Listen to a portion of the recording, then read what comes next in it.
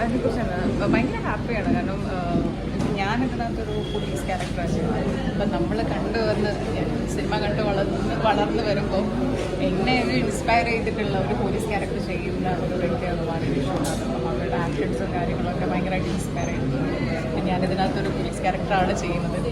അപ്പം അത് എനിക്ക് ചേച്ചിയുടെ കാണുവാണെങ്കിൽ കുറേ കാര്യങ്ങൾ പിന്നെ ഓഫ്കോഴ്സ് ഉണ്ട് കാണുന്ന സമയത്ത് കുറച്ച് കാര്യങ്ങളൊക്കെ ഒന്ന് ഇതാക്കണത്. ഞാൻ ഭയങ്കര ഹാപ്പിയാണ്. അവരുടെ കൂടെ വർക്ക് ചെയ്യാൻ പറ്റുന്നത് തന്നെ വലിയ കാര്യമാണ്.